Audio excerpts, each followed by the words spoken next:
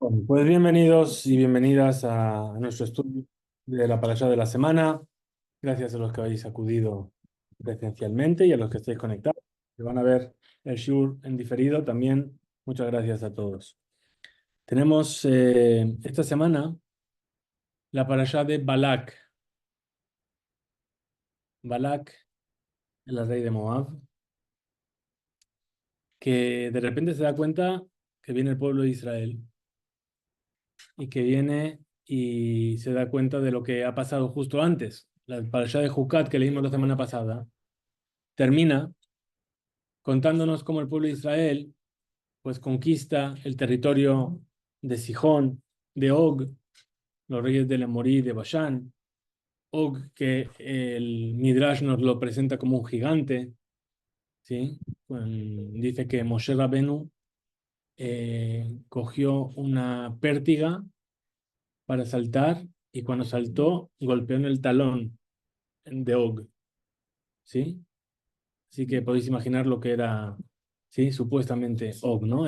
Como el Midrash lo describe. Y, y se da cuenta de que el pueblo de Israel,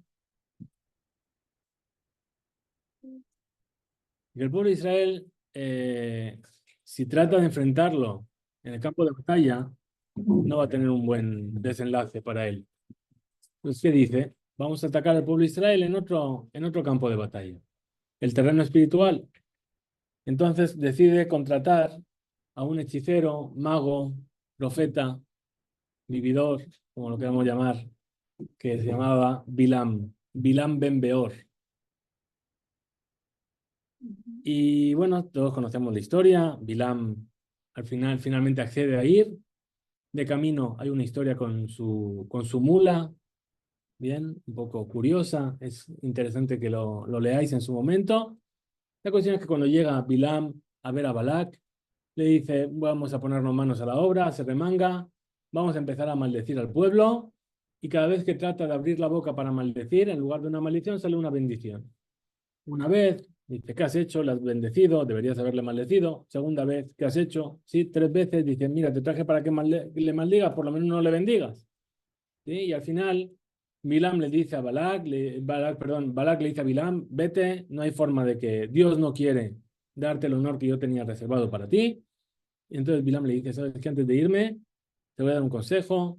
Bien, manda a las jóvenes de Moab y a las jóvenes de Midian a prostituirse con los hijos de Israel y que eso le lleve a hacer idolatría y eso va a debilitar al pueblo y van a caer del pueblo. Muy bien, esto es un resumen bastante rápido de lo que es la parasha de Balak, pero me vais a permitir hoy una vez más llegar a la parasha o al concepto, uno de los conceptos de la parasha a través del Haftarah, como llevamos haciendo en las últimas semanas, ¿verdad? Estaba haciendo el cálculo. Hicimos Nasó con Samson, hicimos Shelach Lecha, hicimos Korach, hicimos Jucat y ahora estamos haciendo Balak, ¿sí? Hemos visto 5 parashiot a través de sus Haftarot. Entonces, siempre, como sabemos, la Haftarah tiene un vínculo con la parashá. Bien, entonces nos dice la Haftarah que leemos para la parashá de Balak, que está tomada del profeta Mijá, que es uno de los tres azar de lo que se llaman los 12 profetas menores. ¿Sí? Y en el capítulo 6 que leemos, dice: Amis de Jorna, Mayaz Balak Melech Moab, Uma Anauto, Bilam Ben Beor, Minashitim Ada Gilgal, le manda Tzidkot Hashem. Entonces dice: pueblo mío, recuerda qué aconsejó o qué pretendió hacer Balak, el rey de Moab, y qué le respondió Bilam Ben Beor, desde Shittim hasta Gilgal. Shittim es el lugar donde estaba acampando el pueblo de Israel, allende el Jordán. Gilgal es el primer lugar donde acampó el pueblo de Israel dentro de la tierra de Israel. Mina Shittim Ada Gilgal. Le manda a Tzidkot Hashem para que conozcas y sepas la misericordia de Hashem. Bien, bueno, fijaos en la Haftará, el profeta Mijá nos habla justamente de que es de Balaam, de Bilam y de Balak. Entonces, ¿qué Haftará vamos a elegir para la parashá de Balak? ¿Qué mejor Haftará que esta que nos habla de los dos personajes? Muy bien. Sin embargo, hay una dificultad. ¿Por qué? La primera dificultad está en los versículos que vienen antes. Los versículos que vienen antes de este que acabamos de leer dice, a mí ma asiti leja, o ma elitija anebi. Es decir, ¿qué te he hecho y qué te he cansado? ¿Por qué te has cansado de mí? Ki elitija meres Mitzrayim, yo te hice subir de la tierra de Egipto. Mi beta bien peditija, te redimí de la casa de la esclavitud. Vaishlach lefaneja Moshe, Aarón y Miriam. Y mandé ante ti, Moshe, Aarón y Miriam. Y de repente, el versículo que leímos antes. Salta a Balak. Como si esto fuese solamente como, bueno, porque lo tengo que decir, ¿sí? Que te saqué de Egipto, Moshe, pero lo que me interesa es Balak y Bilam y, ¿sí? De repente, ¿por qué? O sea, este salto, ¿a qué se debe? El segundo problema que trae el versículo que vimos, el primero de ellos, es que termina diciendo para que sepas cuáles son las misericordias que Dios tuvo contigo. ¿Qué misericordia? Si vemos la parashá, no sabemos nada. Si vemos la Haftará, no sabemos menos. ¿A qué se refiere? Hay unas palabras de nuestros sabios que son conocidas que dicen, cuando Bilam viene a elevar su discurso, que pretende ser nefasto contra el pueblo de Israel, dice, Vaisam Shalom Bayomar, y elevó su parábola y dijo, Neum Bilam beno Beor, esta es la palabra de Bilam, el hijo de Beor, Uneum Ageber Shetum Ain, la palabra del hombre del ojo clarividente. En realidad, Shetum Ain tiene muchas, en realidad, hay quien dice que era tuerto de un ojo, ¿sí? Eh, y no te acuerdas. Neum Shomea Imreel. Este es el discurso de aquel que escucha la palabra de Dios, Veyodea Da'at Elión, y que conoce el pensamiento del Altísimo. ¿Bien?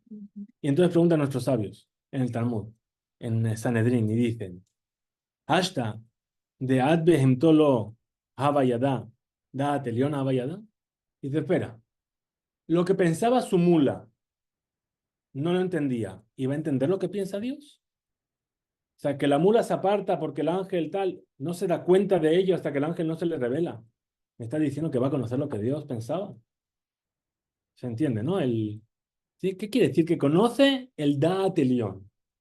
Entonces, ¿cómo responde el Talmud? El Talmud responde y dice que Bilam tenía una particularidad que era que sabía, que conocía el momento y el lugar en el cual Dios se enfadaba.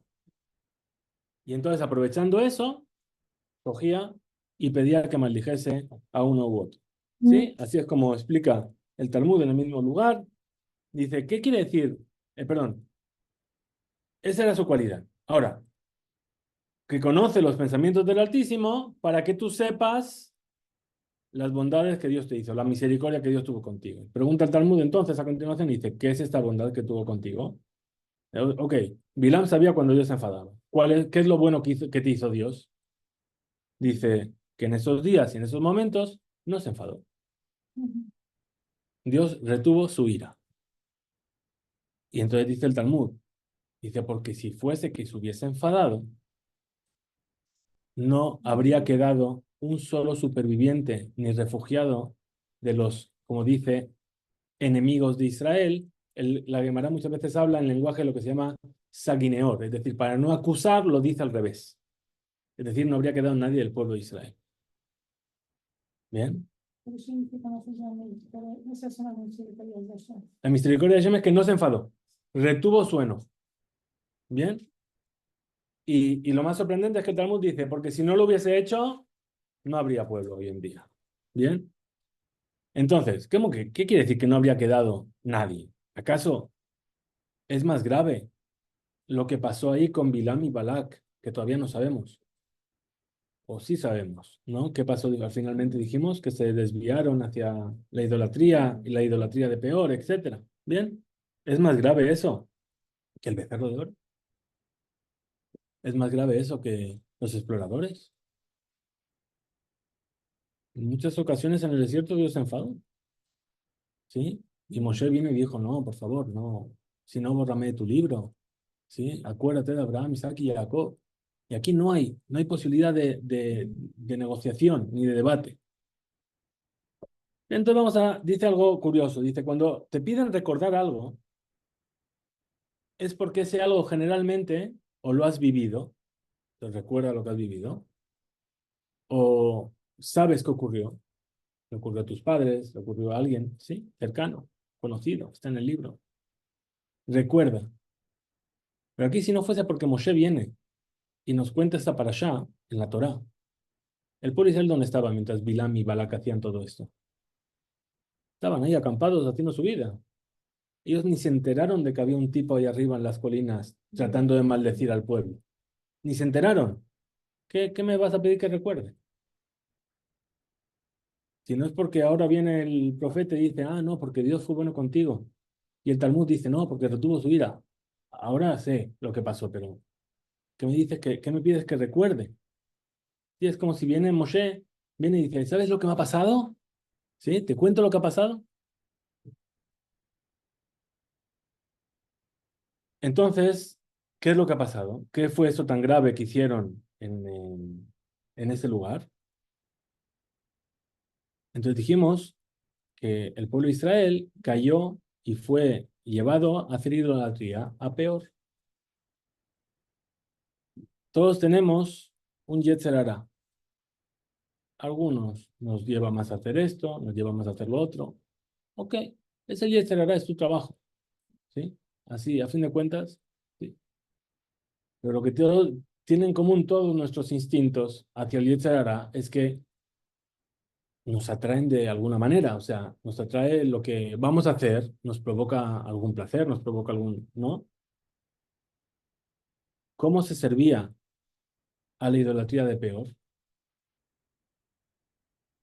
¿Cómo se servía? Con perdón, había que defecar delante del ídolo, hacer tus necesidades delante del ídolo. O sea, totalmente, sí, la forma en la que se servía, se hacía idolatría a ese ídolo, era haciendo tus necesidades. ¿Sí? Esa misma cara, se nos queda a todos, ¿sí? Como, ¿y eso qué placer me provoca eso? Sí, que yo pueda coger y que se prostituyeron las hijas de Moab y el pueblo fue hacia...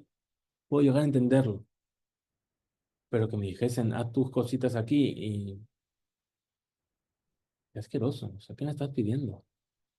¿No? O sea, no hay una taba, no hay un deseo de hacer este tipo de idolatría ¿por qué? ¿De dónde nacería? Muy bien. Y esto, lo que nos estamos relatando en nuestra parashá, ocurre a instantes antes de entrar en la tierra de Israel. Estamos ahí ya. Minashitim Ada Gilgal. Estamos ahí. O sea, si no hubiese ocurrido todo eso que ocurrió, ¿sí? Moshe habría muerto, pueblo de Israel dentro de la tierra de Israel. Ya está. Geula. Bien. Nosotros nos encontramos en una situación similar. El pueblo de Israel está en el desierto. Heredó el territorio del Emorí, de los habitantes del Linde del Jordán. En pocos instantes van a entrar en la tierra de Israel. Y justo entonces realizan esta transgresión en la cual a lo mejor debemos pararnos y analizar, pues es una situación que nos resulta familiar. Nos resulta familiar. Estamos a las puertas de la redención. Estamos viviendo los tiempos mesiánicos. ¿Sí? ¿Y, y qué? Y vamos a caer, estamos cayendo en el mismo error que cayó el pueblo, que es Leitzamed le al peor. Y vamos a entender por qué, ¿sí? No vamos haciendo nuestras cosas por la calle todavía. Pero antes de Jericó. No, los espías los mandaron cuando murió Moshe. La Haftará. ¿Te acuerdas? Muy bien. O sea, esto es, los espías de Moshe fueron 40 años antes. ¿Bien? La Haftará comienza hablando de Geulá. La Haftará dice, Vaya Sheerit Yaakov, y será el remanente de Jacob, Bekerev Amim Rabim, que estará entre muchos pueblos. ¿A qué está hablando? Lo que se llama Kibbutz Galuyot, reunir a los dispersos. ¿sí? Que todo el pueblo de Israel va a venir a reunirse en la tierra de Israel. ¿Qué van a hacer? Van a hacer como el rocío de Hashem, como la lluvia abundante sobre la hierba, cosas que no guardan al hombre ni esperan a los hijos de Adán. Asher lo yekave leish, velo yeyachel livne Adam. Lo yekave leish, ¿sí? Lekave es tikva, la esperanza. No ponen su esperanza en el hombre y no ansían la ayuda del ser humano. Bien. Rashi en el lugar nos dice, ¿qué tal? No nos dice qué tal, qué tal, como el rocío. Como el rocío. ¿Qué quiere? Dice Rashi, ¿qué quiere decir? Que no viene al mundo por medio del ser humano. El rocío no llega porque el hombre hizo nada para que llegue el rocío. Y el ser humano no lo pide. De la misma manera, el pueblo de Israel no espera la ayuda de ningún ser humano, pero solo espera la ayuda de Hashem. Y eso es lo que el profeta está definiendo como el comienzo de la Geula. ¿Calor? Ponte el ventilador.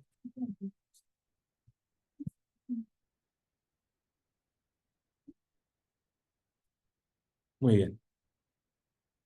Dice, el rocío no depende de mi trabajo. En contrapartida, el hombre ara, siembra, bien, riega, espera que llegue la lluvia. Ok, la lluvia tampoco viene de él, pero forma parte de lo que él desea para completar su trabajo. El rocío no. El rocío está ahí todas las mañanas, aparece, desaparece. El versículo no nos habla de la Geula en sí mismo, sino que nos habla de la preparación para la Geula. Es decir, la reunificación de los dispersos. Sí, eso va a ser como el tal. Bien, lo que se llama Adjalta de Geula, el comienzo, la introducción a la Geula. Es decir, que estamos en un periodo en el cual todavía hay enemigos, ¿sí? Todavía hay guerras, a veces internas y a veces externas. Aún hay idolatría, hechiceros, adivinos. Pero ya comenzó un itinerario lento pero constante de acercamiento a Shem. Y entonces le dice a su pueblo, vamos a hablar. Aún nos queda mucho para cumplir lo que dice el versículo. Oh pueblo mío, ¿qué te he hecho? ¿En qué lugar te he cansado? Testifica contra mí porque yo te hice subir de la tierra de Egipto. Todavía falta para que yo te haga subir del exilio. Estamos empezando, ¿sí? Luego recuerda la historia de Balac y termina diciendo, él te ha dicho, oh hombre, lo que es bueno. Y Git lecha Adam mató, Uma Hashem doresh meimach, ¿y qué es lo que Hashem te pide? Mijá nos dice, en el final de su profecía, ¿qué es lo que Hashem quiere de ti? Dice, Ki masot mishpat ve'avat chesed. Hacer justicia y amar la misericordia, utsne alechet y meloqueja, y andar humildemente con tu Dios. O sea, para llegar a todo esto, a esta final, ¿sí? Justicia, amar la misericordia, andar con Hashem, que es la Geulá en sí. Primero, ¿qué es lo que? Sí, todavía no estamos ahí. Lo queja es la traducción.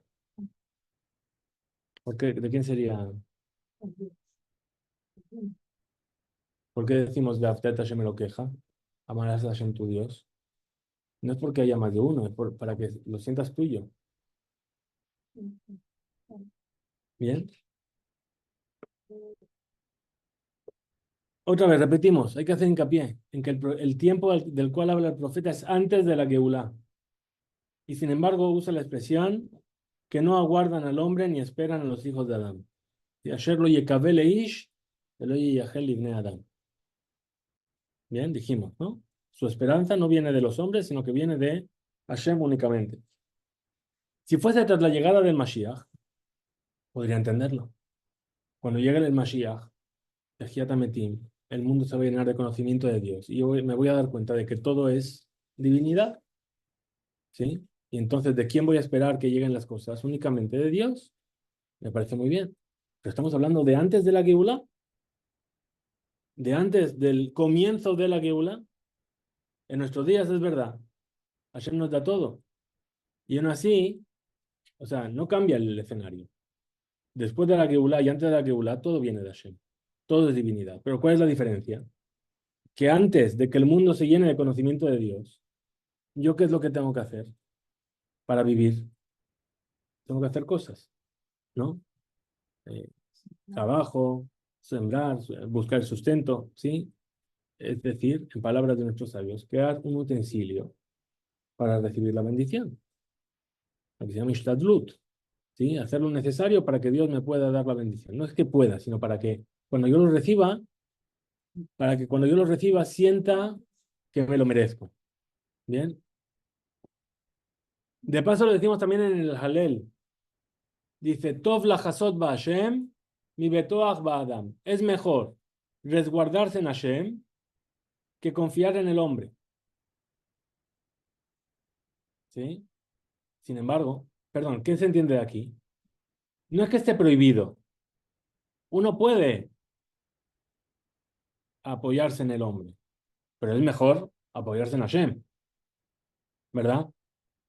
Sin embargo, el profeta Yirmiyahu, leímos hace unas semanas, y nos dijo, Arur Hageber, Asher Yibtach Ba'adam, Besam Besar Zero.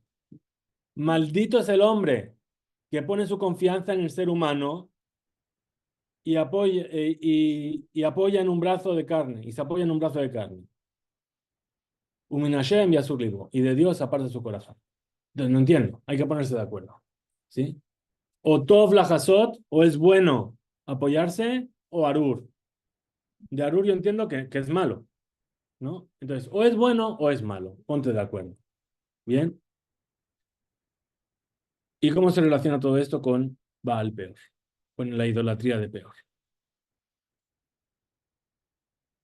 Nos dice la Torá, nos dice que Hashem, Berajeja Bejol Maasiyadeja, que Kadosh Baruj Hu te va a bendecir en todas las obras de tu mano.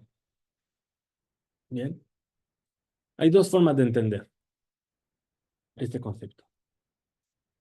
Quiere decir que Hashem nos ordenó en este mundo crear un recipiente y utilizar los métodos, los medios que tenemos para crear este recipiente, para que Hashem nos dé esa verajá. Todo lo que tú hagas, Dios te va a bendecir. Bien. Y la otra forma de entender esto, ¿cuál es? La otra forma es que todo lo que yo haga, Hashem lo va a bendecir.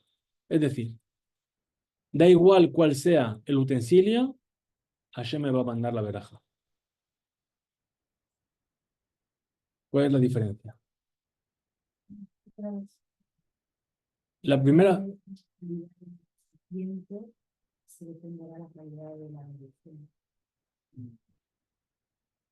otra vez. Hashem te bendecirá en todas las obras de tu mano. ¿Qué quiere decir? Que todo lo que tienes a tu alrededor, utilízalo para crear un recipiente para que Hashem te bendiga. La otra visión, ¿cuál es? Que da igual qué es lo que tú hagas, todas las obras de tus manos serán bendecidas por Hashem. ¿La diferencia cuál es? La diferencia es que en la primera visión corremos un riesgo. ¿El riesgo cuál es? Olvidarnos que todo lo que hay a mi alrededor que Dios me dio para crear el recipiente es un medio. Y que ese medio se convierta en la finalidad. De la otra manera, lo que nos está diciendo que es que da igual el utensilio. Hashem te va a bendecir. Y si hoy te dio esto para que lo utilices para recibir la bendición y de repente se te rompió, no pasa nada, porque te va a dar otra cosa. Y si te dio este trabajo para que trabajes y a través de él te dé la su verajá y te despidieron, no pasa nada, porque te va a dar por otro lugar va a llegar. ¿Por qué? Porque solamente es un medio, no es el objetivo. ¿Cuál es el problema? El problema es cuando el medio entra en conflicto con el objetivo. Es decir, ¿mi objetivo cuál es? Torah, mitzvot, para poder recibir mi trabajo divino y poder recibir la bendición.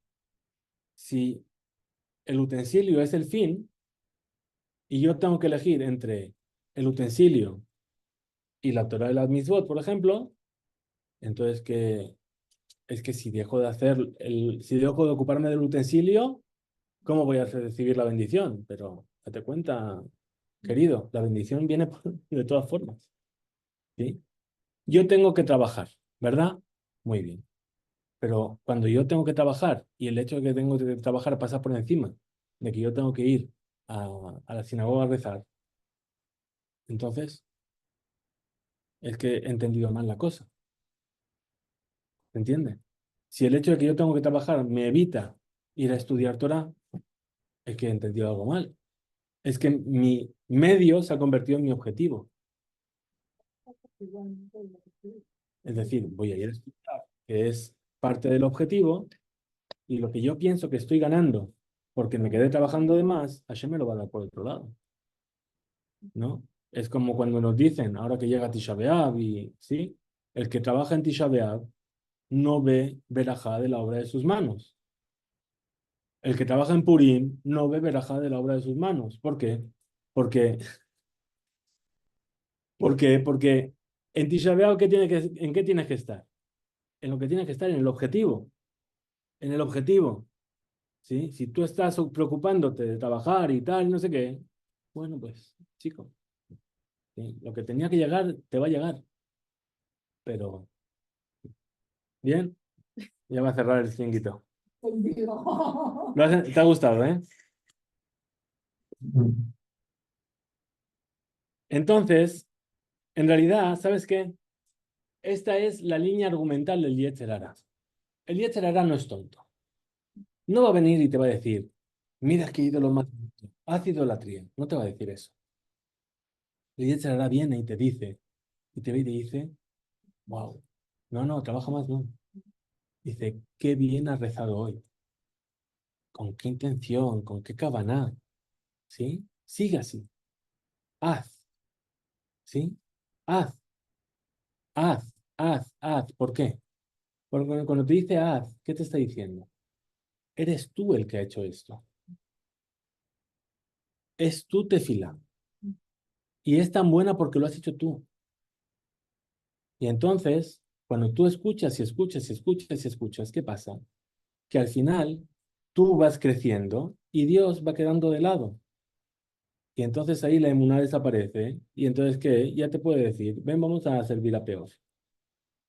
Bien. Eh, muy bien. Pero sigo sin entender muy bien el punto Ahora vamos a llegar a peor. ¿Sabéis qué? Mientras el pueblo de Israel estaba en el desierto, no le hacía falta. No le hacía falta entender que no entendían nada. Porque lo vivían todos los días. De repente se levantaban y había caído pan del cielo. Ok, puedo caer, puedo equivocarme, puedo, sí, hacerlo perfecto. ¿Pero por qué? Porque estoy fuera, estoy en el galut. ¿Sí?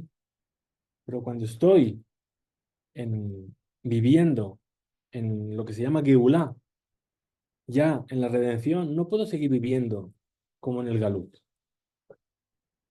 Es decir, ellos entendían perfectamente que todo era divinidad, porque lo vivían todos los días.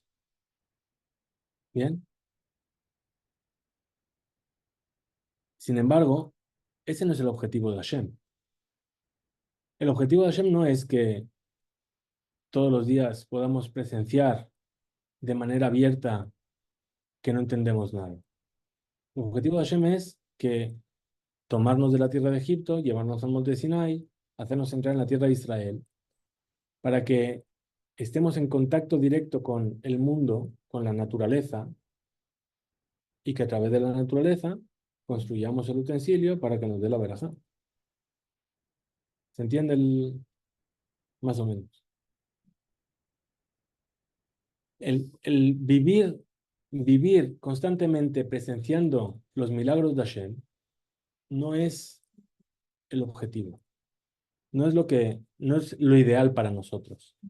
entrar en el Israel, trabajar y a través de la naturaleza ver la felicidad. Por eso están las mitzvot. Las mitzvot requieren acciones físicas concretas. ¿Sí? Hay mitzvot que tienen que ver con la agricultura. ¿Sí? Bueno, si el pan cae del cielo, ¿para qué voy a arar y voy a sembrar? Tuvo que alguien antes y después. O sea, cuando han recibido la Torá y tal, cuando ya entran en Israel, ya es otra cosa. Es otra cosa. Exacto. Ya tienen Que trabajar la tierra, que... crear ese utensilio. Sin embargo, antes, pues era como algo sobrenatural. Es lo que sería vivir en lo que va a ser vivir en el tiempo de Geulá. ¿Por qué? Porque en el desierto todos tenían noción de que todo venía de Dios.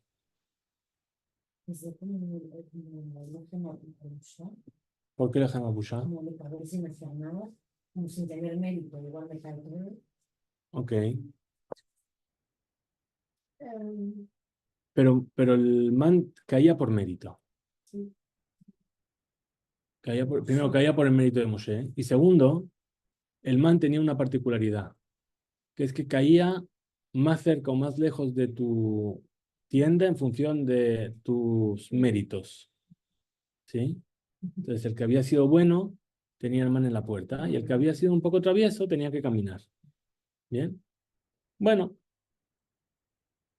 en eso consiste el servicio al ídolo peor, en convertir lo secundario, es decir, el desecho, ¿no? Es lo que sacamos. Lo irrelevante en lo esencial. ¿Sí? Cuando tú coges y lo que es el Kelí lo conviertes en el objetivo, los medios que Dios te dio para revelarlo, para encontrarlo en el mundo a través de la naturaleza, tú conviertes esa naturaleza, a esas acciones, a ese voy a trabajar, voy a hacer, lo conviertes en lo esencial, lo que estás haciendo es acercarte a la idolatría de peor. Bien. Eh, Cuando estás en el exilio, puedo entenderlo. Es lo que hay. No es lo ideal, pero hay que hacer con lo que tenemos. Es decir, hay que trabajar, hay que protegerse, hay que cuidarse, hay que... Bien. Pero cuando vives en tiempo de Geulá, como si aún vivieses en el exilio, qué desperdicio. Eso sí que es un desperdicio. ¿Qué peor puedes hacer con ello? Peor del Baal, ¿sí? ¿Cuánto peor puedes hacer con ello? ¿Sí? Te puedes convertir en el mayor productor de desperdicios del mundo, ¿sí? Con eso, si funcionas de esa manera. ¿Bien? Pero es un concepto, ¿no? No, peor es el nombre de un ídolo. Peor, ¿sí? Que era lo peor de lo peor. Pero Sí, sí. es que es muy... Sí. Sí, sí, sí. Hay un concepto que a mí me supuso un... A ver cómo vamos de tiempo, vamos bien. Dijimos, Tov la hasod ba Hashem y betuach ba Adam. Es preferible resguardarse con Hashem antes que apoyarse, que confiar en el hombre. Nos dice el Tehilim también, dice, Ashlech al Hashem yehabeja, behu yehalkeleja. Es decir, lanza a Dios tu pan, o, ¿sí? Y Él te va a sustentar. ¿Bien? Es decir, tenemos que confiar en Hashem. Él nos va a dar todo, nos va a dar el sustento. Ahora, behu yehalkeleja, ¿qué quiere decir? Que Kadosh Baruj Hu te va a dar. Perfecto. Eh, pero lo introduce diciendo Ashlech. Ashlech es tirar, como el que tira la basura. ¿Sí? Te deshaces de ello. Deshazte de ello. A ver, ¿dónde encuentro esto? Aquí. Dice, dijimos, ¿cómo puede ser? Tov la hasod Bashem o Arura Geber Asher Yimtach Ba'adam. Hay que, es mejor apoyarse en Hashem o es maldito el que se apoya en la persona. ¿Verdad? ¿Dijimos eso? Muy bien. En realidad dicen, no hay discusión, no hay contradicción. La hasod, resguardarse, es leikanes mitajat de maxé. Es entrar bajo algo que te va a cubrir. Yo no lo toco en él, no lo toco ello, sino simplemente me resguardo debajo de ello. ¿Qué? ¿No? Y por eso utiliza la palabra Sí. guardarse. Sí. Leumat zot, en contrapartida, Abtajá, tener confianza, es algo que es seguro, es algo que es fijo. Es un seguro, como el seguro que tienes, ¿no? El seguro de la casa. Es el seguro. La explicación profunda es que Akadosh Baruj Hu, como sabemos, tiene muchos nombres y muchos apodos. Uno de los apodos de Akadosh Baruj Hu es Adam. Ahí el hombre. Es decir, cuando nos hablan de la Merkabá, del carruaje divino, ¿sí? Dice que hay 4 imágenes. Una de las imágenes es el hombre. ¿Sí? Y si profundizamos un poco más, el Zohar nos dice que Adam, la palabra vale 45, y uno de los nombres de Dios es Shem Ben Ma, Memhei. Memhei es 40. Ok, ya sabéis que a mí no me... ¿Sí? Pero una de las conceptos que relacionan, por eso decimos que el hombre está creado a imagen de Dios. ¿Sí? ¿En qué sentido? En el que somos Adam. Eso tal vez es la fuente de interpretaciones torcidas de otros. Es decir, Si Dios es Adán. ok, podría ser. Mejor, muy bien. Muy bien. Entonces, ese es Bellingham. Eh, entonces, uno de los nombres de Dios es Adam. Cuando hablamos de Hashem, su característica es que Memale et Haolam, Dios llena todo el mundo, y Hashem Mesobeb et Haolam, hace funcionar el mundo. ¿Sí? Es decir, el ser humano, ¿qué es? Es un montón de órganos. ¿Sí? Yo podría coger y entender cómo funciona el ser humano perfectamente. Lo entendemos hoy en día, ¿verdad? Podría coger cada órgano por separado, en una bolsita cada uno, y me podría explicar el médico cada órgano cómo funciona, ¿sí? Pues yo le preguntase, ¿y cómo funcionan todos juntos? Explícame la Neshama para entender cómo todo hace que eso tenga vida. Eso no lo puedo entender. Adam es Memaleta Olam. Son todas las partes del mundo. Pero la Neshama es cuando Dios hace funcionar el mundo. ¿Sí? Entonces, justamente, Tov Lachasot Ba Hashem. ¿Qué es Hashem? ¿Qué es el nombre Yud Hei Vav Hei? ¿Sí? Ese nombre primero, es un nombre que sabemos escribirlo, pero no sabemos pronunciarlo. No lo nombramos. ¿Por qué? Porque no lo entendemos. ¿Sí? Yo puedo entender qué es el pasado, puedo entender qué es el presente y puedo entender qué es el futuro, pero no puedo entender todo a la vez. Ese es el nombre Yud y Hei y Vav y Hei, porque es Hayá, Obebe y Ye. Entonces dice, Tov Lachasot Ba Hashem. ¿Qué es Hashem? Es Mesobebe Taolam, es decir, aquello que hace funcionar el mundo. Mi Betoach Ba Adam. Mejor eso que afianzarse en el Adam, es decir, en Dios que por separado es, yo puedo entender por separado cada parte, sí. ¿Se entendió esto? O sea, tiene su profundidad, ¿no? Y ese es el mismo concepto. Es decir, ¿qué es mejor? En el exilio, yo me apego a Adán. ¿Por qué? Porque a fin de cuentas yo tengo que salir adelante y tengo que utilizar las herramientas que tengo para vivir con ello y recibir la verajá de Hashem. En la Geulá, cuando llegue la redención, etcétera, ¿cómo voy a vivir? Como, con Hashem. Porque voy a entender que no entiendo nada. ¿Sí? No entendemos nada ahora mismo, pero eso es la psolet. Cuando pensamos que entendemos, ese es el desperdicio. No, pero digo que hoy en día hay un nivel de balagar tan Enorme. enorme que uno se sienta y como dicen, te lo dejas No, no, porque no. porque no lo hacemos. Porque no lo hacemos. Porque pensamos que tenemos que, si esto va mal, ¿qué voy a hacer? Voy a seguir haciendo hasta que vaya bien. Si este trabajo no sale, voy a seguir trabajando hasta que el trabajo salga. No todo el mundo es capaz de entender de que si este trabajo no sale, es porque no tengo que estar aquí y Dios me va a dar otro trabajo en otro lugar. ¿Sí? Y cuando trato de entenderlo, me entra el miedo y digo, ¿y si no? ¿Verdad? Eso es el obsolet. Eso es el Baal peor. ¿Sí? Todo, ¿sí?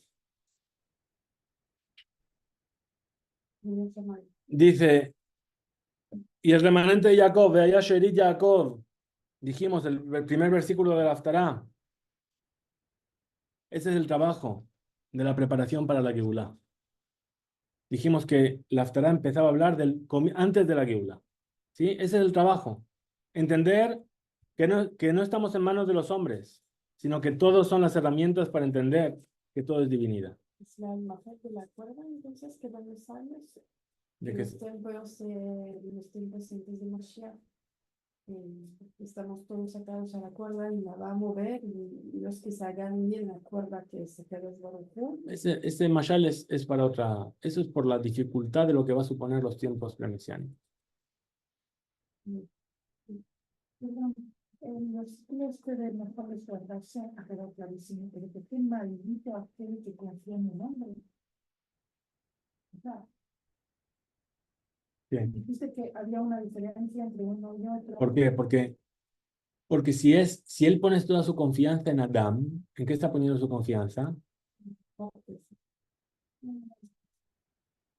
En cada parte por separado, ¿sí? Pero no entiende cómo funciona el todo, ¿sí? ¿Y qué es cada parte por separado? Lo que yo hago con la naturaleza. O sea que empuja, nos está diciendo que en los tiempos mesiánicos uno tiene que saltar a una conciencia del todo y no ver, no tener una visión de las cosas por separadas, sino eh, crecer en esta visión de que yo soy parte de un todo, que aquí hay una globalidad de elementos que están y no tienen la visión fragmentada de las cosas. ¿Seguro? Y entender que como no puedo ver el todo, no entiendo nada. Porque estoy viendo una pequeña parte. Entender que como no puedo ver el todo, no entiendo nada. Mejor, mejor, mejor. Muy bien.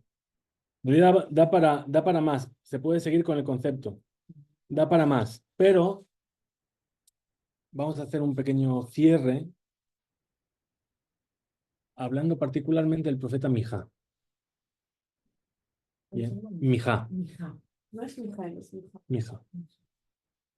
El profeta Mija es estudiar los profetas, estudiar los primeros profetas que se llaman, es decir, Yoshua, Shoftim, Melahim, Yeshayahu, Yirmiyahu, Zechariah, es relativamente fácil. ¿Sí? Muchos son históricos, ¿sí? La historia de Yoshua, la historia de los reyes, David, ¿sí? Shlomo, tal, ok. Estudiar los Nevi'im Aharonim es mucho más complicado. ¿Bien? Mijá es uno de los primeros profetas, aunque está hacia el final del Tanaj, o sea, de la parte de los profetas en el Tanaj está en el Treasar, en los 12 profetas menores, pero es uno de los primeros profetas. Profetizó en el mismo tiempo, profetizaron a la vez, junto con otros tres profetas, perdón, Osea, Amós, Yeshayahu y Mijá. Es decir, que vivió y su profecía fue unos 100 años antes de Yirmiyahu. Yirmiyahu es el profeta de la destrucción del templo, del primero. Bien, Yirmiyahu no lo tuvo fácil, ¿sí? Advirtió al pueblo en un periodo muy difícil en el que incluso lo tomaron, quisieron matarlo a Yirmiyahu. Lo encarcelaron, lo encadenaron, lo tiraron a una prisión, ¿bien? Y nos cuentan en el libro de Yirmiyahu. Dice, entonces los príncipes y todo el pueblo dijeron a los sacerdotes y a los profetas, este hombre no es digno de muerte, puesto que nos ha hablado, perdón, es digno de muerte, ¿no? No, perdón, no es digno de muerte. Puesto que nos ha hablado en nombre de Hashem, nuestro Dios. Es decir, vienen a salvarle. Y ciertos hombres de los ancianos de la tierra se pusieron en pie y hablaron a toda la asamblea del pueblo, diciendo, Mijá el Morashita, Mijá, estamos en Yirmiyau, dice, Mijá profetizaba en días de Hizquiyau, el rey de Yehudá, y habló a todo el pueblo de Yehudá diciendo, así dice Hashem de los ejércitos, Sión será arada como un campo y Jerusalén vendrá a ser montones de ruinas y el monte de la casa como altos cubiertos de bosque. Es decir, nos está diciendo en el libro de Yirmiyau que 100 años antes Mijá había profetizado acerca de la destrucción del Bet HaMikdash. ¿Bien? No es muy habitual que en un profeta nos hablen de lo que dijo otro profeta. ¿Bien? Y esta profecía de Mijá es muy especial, porque es la profecía que Rabbi Akiva apela cuando ve el Jerusalén destruida y se echa a reír. ¿Sí? Y dice, si esta profecía se cumplió, la otra también se va a cumplir, la que habla de la reconstrucción. Bien. ¿Acaso Hizquiyau, el rey de Yehudá y todo Yehudá trataron siquiera de darle muerte? Cuando Mijá vino a profetizar, ¿acaso todo el mundo quiso matarle porque nos tiraron de las orejas? Al contrario, no le temió el rey a Hashem y suplicó el favor de Hashem, de modo que Hashem se arrepintió del mal que había pronunciado contra ellos. Y nosotros, por ventura, hemos de hacer tan grande mal contra nosotros mismos. Es decir, ¿queréis matar a este hombre? Cuando Mijá profetizó sobre la destrucción, ¿qué hizo el rey? Pidió a Dios, hizo Teshuvá, y ahora viene él a hacer lo mismo. Y nosotros le vamos a matar. Esta haftará que vamos a leer este sábado, hemos dicho que la haftará siempre tiene una relación con la parashá. Esta es la última haftará del año que tiene una relación con la parashá. De aquí hasta Bereshit, la haftará no tiene relación con la parashá. ¿Por qué? Porque el próximo Shabbat es el primer Shabbat después del 17 de Tammuz.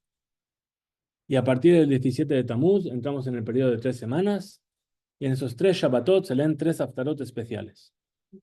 ¿Y después? Y después hay 7 semanas hasta Rosh Hashanah, se leen otras 7 haftarot especiales.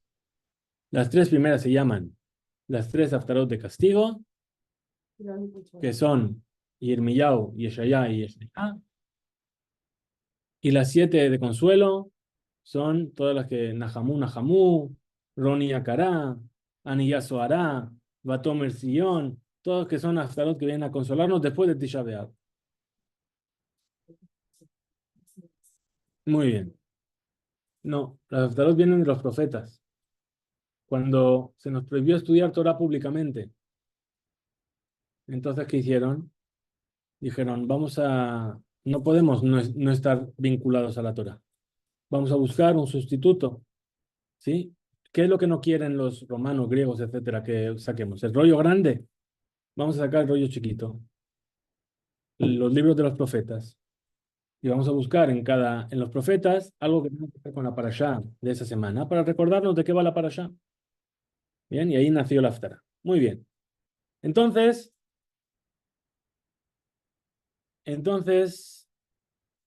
estamos entrando, o sea, esta es la última Haftará. ¿Y de qué habla justamente? Es el primero que profetizó que la destrucción. ¿Y habla de qué? Del comienzo de la Geulá. ¿Cómo termina Mijá? El libro, la profecía de Mijá termina con unos versículos que dicen Miel Camoja. No, ese es el Afi de Shemshek. No sea bon, ver al pesha, Lisherit Najalató, lo ejezik la adapo, y Jafes Gesedú, Yashuv Yerachamenu, Yechbosh Aonotenu, Betashlich Bimsulot Yam Kol Hatotam. ¿Quién es como tú que dejas pasar la falta y pasas por el pecado al remanente de tu heredad?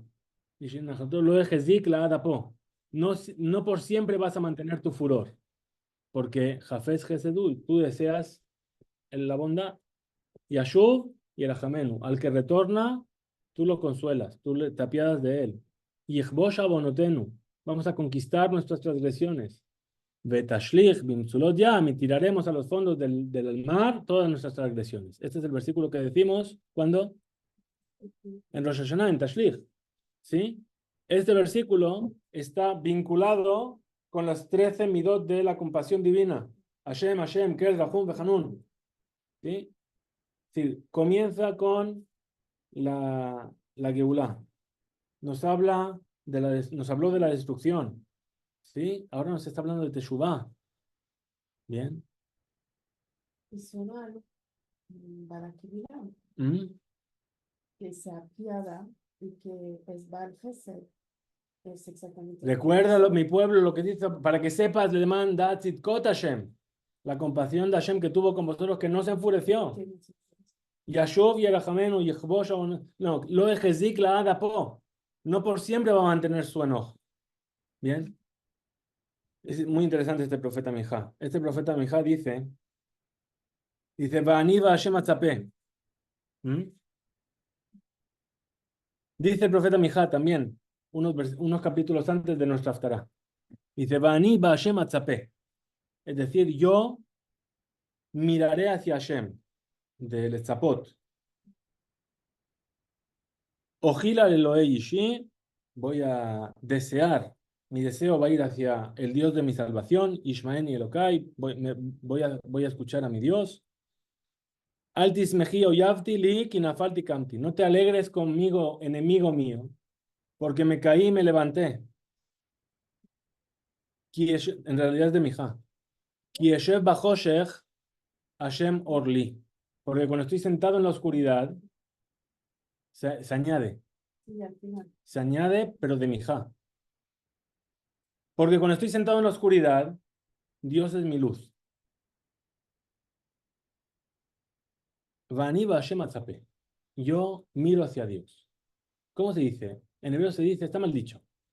Debería decir, Vani la Hashem atzape. Le tzapot le. Y dice, Ani ba Hashem atzape. En Hashem. ¿Por qué?